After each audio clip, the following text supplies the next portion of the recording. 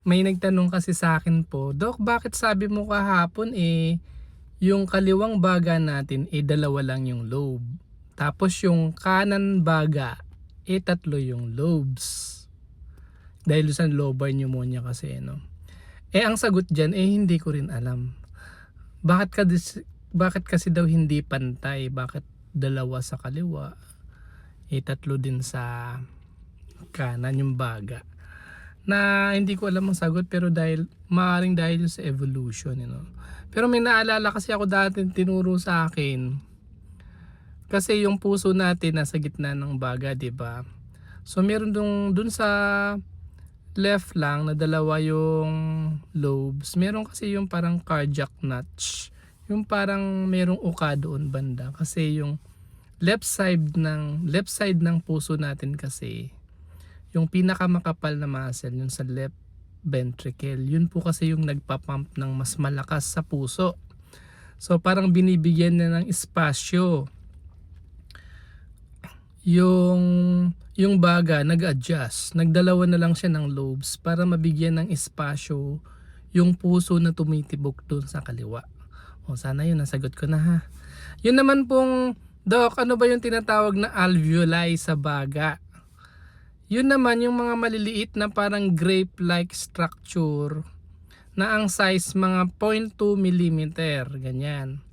Imagine niyo nasa mga 400 million na ganun na maliliit na nasa baga natin. Kapag ka nag-inhale ka, lumalaki yung mga yun, nag-expand, tapos pag exhale, lumiliit. Parang yung baga natin, makikita mo pagka sa mga YouTube, 'di ba, yung mga anatomy physiology. Pag nag-inhale ka, lalaki yung baga mo kasi nag-expand yung mga alveoli.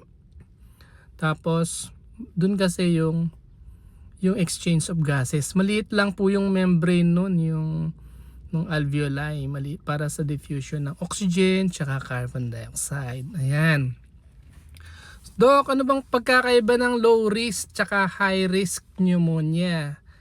Yung low risk, yung pneumonia severity index nun mababa lang, pwedeng gamutin sa bahay yung mga low risk pneumonia. Usually yun ang mga bata-bata pa yung mga pasyente, di ba? Tapos yung mga high risk pneumonia naman, yun yung mga 65 years old and above, o kaya may mga sakit sa puso, may mga comorbidities, may mga diabetes, may mga COPD pa, ganyan. Immunocompromised. So kaya yung mga less than 2 years old na mga bata, high risk. Yung pneumonia severity index class 3 to 4 na yon. Dok, ano man po yung atypical versus atypical pneumonia? Typical, atypical. Yung typical, yung usual na pneumonia, yung mataas ang lagnat, Streptococcus pneumoniae, nahihirapan ding huminga, ganyan yung typical pneumonia, yung usual na pneumonia.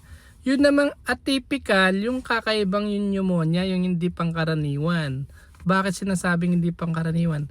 Kasi yung tao may pneumonia pero naglalakad. Minsan walang nararamdaman pero may pneumonia siya. Yun yung tinatawag na walking dead, di ba? Walking pneumonia, di ba? Walking pneumonia, naglalakad lang siya parang wala lang. Walking pneumonia or atypical pneumonia. Ano pa bang mga pneumonia ang meron dyan? Ayun pa, yung isa pa, yung bibasal pneumonia. Dok, ano bang ibig sabihin ng bibasal pneumonia?